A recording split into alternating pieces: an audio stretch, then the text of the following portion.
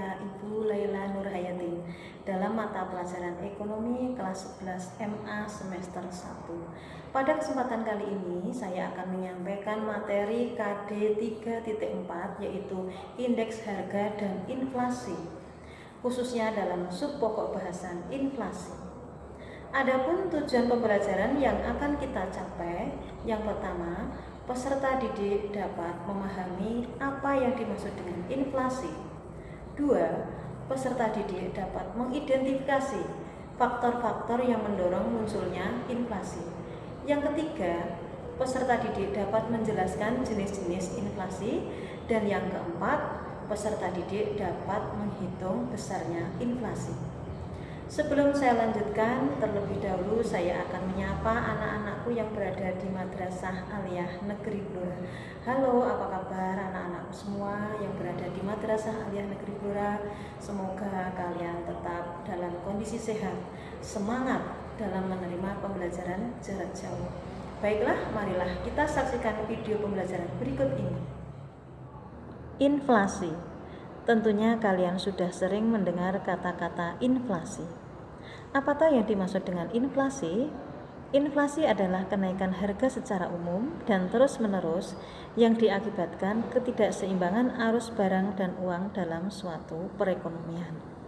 Jadi, kata kunci dari inflasi adalah kenaikan harga secara umum dan terus-menerus. Nah, itu yang harus kalian ingat.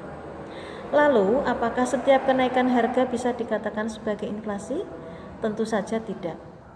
Kenaikan harga bisa dikatakan sebagai inflasi apabila kenaikannya secara terus-menerus dan berakibat atau berdampak pada kenaikan harga barang yang lain.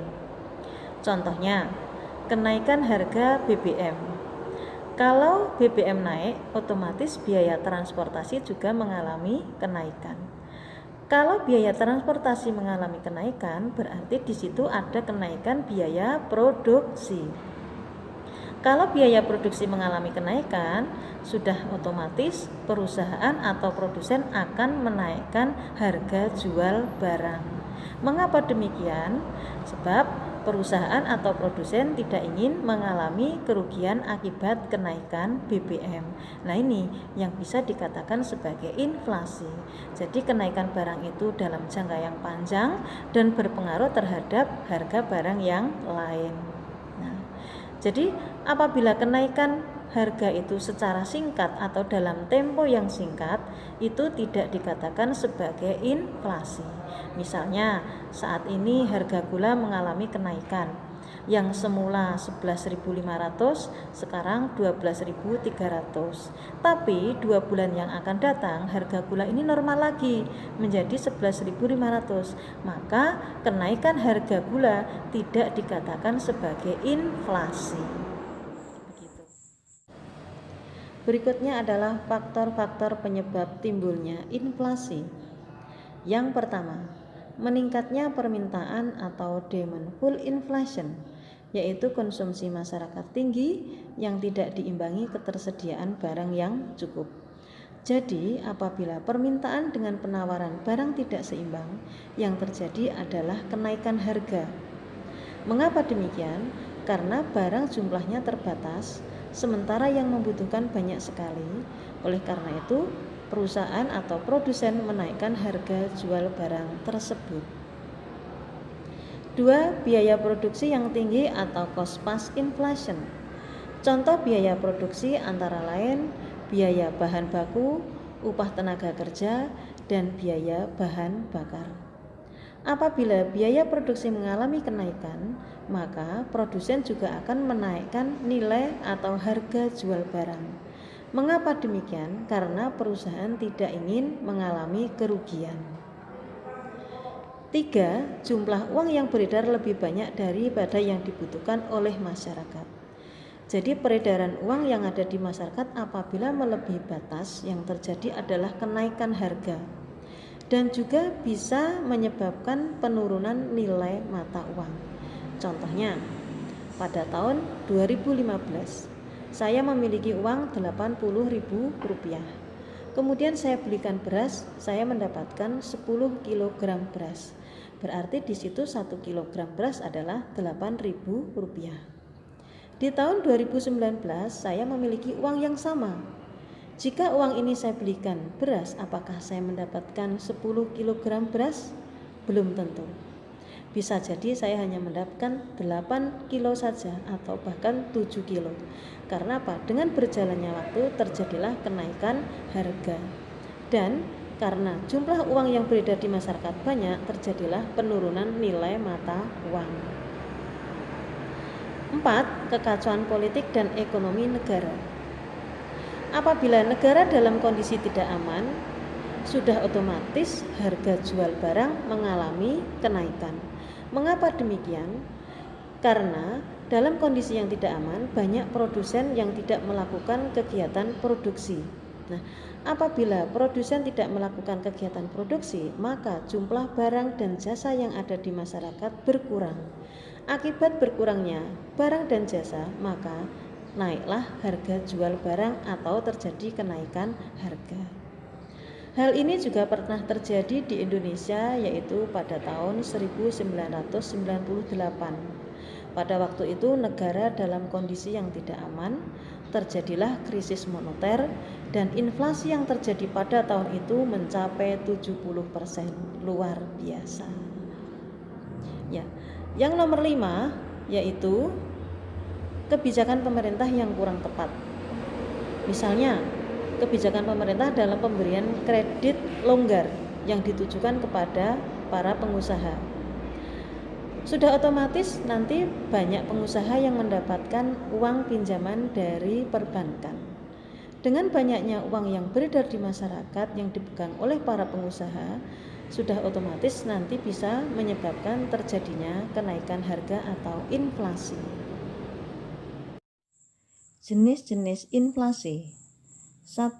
Berdasarkan sumbernya dibedakan menjadi 2. A. Inflasi dari dalam negeri atau domestic inflation, yaitu inflasi ini terjadi karena akibat defisit anggaran pendapatan belanja negara atau APBN dan pencetakan uang baru, kemudian mengakibatkan tingginya harga barang. Inflasi ini juga terjadi karena kegagalan panen atau terjadinya bencana alam, sehingga jumlah barang yang ditawarkan berkurang. B. Inflasi dari luar negeri atau imported inflation, yaitu inflasi yang disebabkan pengaruh dari luar negeri, misalnya naiknya bea tarif impor atau kita impor barang dari negara yang mengalami inflasi. 2. Berdasarkan tingkat keparahannya, inflasi dibedakan menjadi 4. A. Inflasi ringan, yaitu di bawah 10% per tahun. B. Inflasi sedang, yaitu antara 10% sampai 30% per tahun. C. Inflasi berat, yaitu 30 sampai 100% per tahun. Dan D. Inflasi tidak terkendali atau hiperinflasi, yaitu inflasi yang menunjukkan tingkat keparahan di atas 100%. Yang ketiga, berdasarkan penyebabnya, inflasi dibedakan menjadi 2. A. Inflasi tarikan permintaan atau demand pull inflation, yaitu inflasi yang terjadi karena bertambahnya permintaan terhadap barang atau jasa oleh masyarakat, investor, ataupun pemerintah. Berikut adalah kurva demand pull inflation. Simbol P, harga, H, jumlah barang, D, permintaan, S, penawaran. Dalam kurva demand pull inflation, kurva S atau kurva penawaran bersifat tetap. Yang bisa berubah-ubah adalah kurva permintaan atau kurva yang bersimbol D. Pada awalnya, jumlah barang yang diminta oleh masyarakat sebesar H1 pada tingkat harga P1.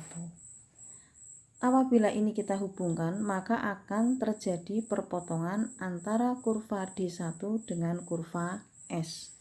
Maka terbentuk kurva equilibrium 1. Kemudian terjadi peningkatan permintaan sebesar I2, namun permintaan yang meningkat ini tidak disertai kapasitas produksi yang meningkat, sehingga jumlah barang terbatas, namun yang membutuhkan banyak sekali, sehingga terjadi kenaikan harga atau inflasi. Nah, di sini harganya menjadi P2. Apabila kita hubungkan dua garis ini, maka akan terjadi perpotongan antara kurva D2 dengan kurva S, maka terbentuklah keseimbangan 2 atau equilibrium price 2. Dengan demikian bisa disimpulkan bahwa permintaan yang meningkat tanpa adanya penambahan produksi akan menyebabkan kenaikan harga atau inflasi. B. Inflasi dorongan biaya atau cost plus inflation, yaitu inflasi yang terjadi karena naiknya biaya produksi, yaitu biaya bahan baku, upah tenaga kerja, dan bahan bakar. Berikut adalah kurva cost plus inflation. Pada kurva cost plus inflation, kurva permintaan atau kurva yang bersimbol D bersifat tetap. Yang bisa berubah-ubah adalah kurva penawaran atau kurva yang bersimbol S. Pada awalnya, perusahaan menawarkan barang kepada masyarakat sejumlah I1 dan pada tingkat harga P1.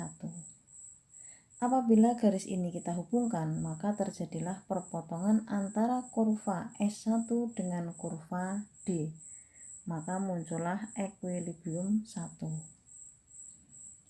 Karena terjadi peningkatan biaya produksi, maka perusahaan mengurangi jumlah produksi, sehingga jumlah produksi yang semula sebesar I1 berkurang menjadi sebesar I2. Jumlah barang yang ditawarkan berkurang, padahal masyarakat yang membutuhkan banyak, maka dampaknya terjadi kenaikan harga sebesar P2.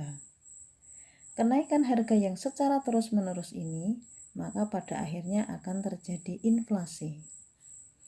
Apabila garis ini kita hubungkan, maka akan terjadi perpotongan antara kurva D dengan kurva S2.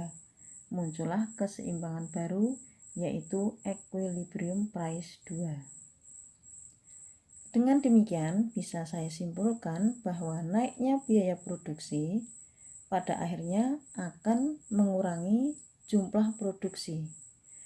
Akibat jumlah produksi yang berkurang sementara yang membutuhkan banyak, terjadilah kenaikan harga atau terjadilah inflasi. Cara menghitung inflasi. Rumus untuk menghitung inflasi dasarnya adalah indeks harga konsumen. Inflasi sama dengan IHKN dikurangi IHKN-1 per IHKN-1 kali 100%. IHKN artinya indeks harga konsumen tahun yang dicari, IHKN-1 sama dengan indeks harga konsumen tahun dasar. Jika dalam soal itu yang dicari adalah indeks harga bulanan, maka kita tinggal merubah simbol saja. Contoh soal 1. Indeks harga konsumen suatu negara pada tahun 2017 sebesar 127,45% dan pada tahun 2018 sebesar 135,49%. Hitunglah tingkat inflasi pada tahun 2018. Nah, maka kita menentukan IHKN-1 dan IHKN terlebih dahulu. IHKN-1 sebesar 127,45% dan IHKN 135,49%. Kemudian, angka tersebut kita masukkan dalam rumus inflasi. Inflasi tahun 2018 sama dengan IHKN dikurangi IHKN-1 per IHKN-1 kali 100%. Sama dengan 135,49 dikurangi 127,45 dibagi 127,45 kali 100%. Hasilnya 0,0630 kali 100%. Untuk menghitung pembagian ini, saya sarankan minimal 4 angka di belakang koma. Jangan 3 angka, karena kalau 3 angka hasil kurang valid. Oleh karena itu, kita ambil 4 angka di belakang koma, kemudian kita kalikan 100%, maka hasilnya 6,30%. Jadi besarnya inflasi tahun 2018 sebesar 6,30%. Contoh soal 2 yaitu menghitung inflasi bulanan. Pada dasarnya antara inflasi bulanan dengan inflasi tahunan, cara perhitungannya sama. Dasar perhitungannya juga sama, yaitu menggunakan IHK atau indeks harga konsumen. Yang berbeda adalah rumus. Nah, coba ini rumusnya. Perbedaannya tidak terlalu banyak. Ini. Mencari inflasi bulan November 2018. Ini rumusnya adalah IHK bulan N dikurangi IHK bulan N-1 dibagi IHK bulan N-1 kali 100%. Nah, ini hanya ini saja perbedaannya. Selanjutnya cara menghitungnya sama. Baiklah, mari kita bahas contoh soal 2 ini. Dalam contoh soal 2 ini diketahui 3 bulan yaitu September, Oktober, November tahun 2018 masing-masing sudah ditunjukkan IHK-nya. Sekarang pertanyaannya, berdasarkan tabel tersebut hitunglah laju inflasi bulan November 2018. Berarti di sini yang ditanyakan adalah inflasi tahun 2018 pada bulan November. Nah, yang perlu kita tentukan terlebih dahulu yaitu IHK bulan N atau bulan yang dicari, yaitu bulan November. Nah, ini. Kemudian kita tentukan IHK bulan N-1, yaitu 1 bulan sebelum bulan November, yaitu bulan Oktober. Nah, ini. Jangan menggunakan yang bulan September. Karena kalau nanti menggunakan bulan September bukan N-1 tapi N-2, sudah melenceng dari rumusnya, yaitu. Selanjutnya kita masukkan angka itu ke dalam rumus. Nih ya. 106,35 dikurangi 105 dibagi 105 kali 100%. Ketemunya yaitu 0,0128 kali 100%. Ingat, dalam perhitungan ini minimal 4 angka di belakang koma. Jangan 3 angka di belakang koma karena nanti dikalikan 100% supaya hasilnya lebih akurat. Setelah dikalikan 100% hasilnya adalah 1,28%. Jadi besarnya inflasi pada bulan November 2018 sebesar 1,28%. Begini, mudah bukan? Baiklah anak-anakku, di akhir pembelajaran seperti biasanya Ibu selalu memberikan PR untuk kalian kerjakan di rumah untuk latihan ya. Nanti silahkan ditulis di buku tulis yang rapi, kemudian difoto, kemudian dikirim ke WA saya. Akan saya ambil penilaiannya. Selamat mengerjakan. Demikianlah pembelajaran kita hari ini. Semoga apa yang Ibu sampaikan bisa membawa manfaat bagi kalian, bisa menambah wawasan kalian dalam belajar ekonomi. Mungkin dari video pembelajaran yang Ibu terangkan tadi kalian masih kurang paham, kalian bisa berkonsultasi, berkomunikasi dengan saya melalui WA grup kelas. Saya ingatkan kembali untuk anak-anakku, selalu jagalah kesehatan, tetap dalam protokol kesehatan pemerintah. Semoga kalian semua selalu dalam keadaan sehat walafiat. Terima kasih atas perhatiannya. Assalamualaikum warahmatullahi wabarakatuh.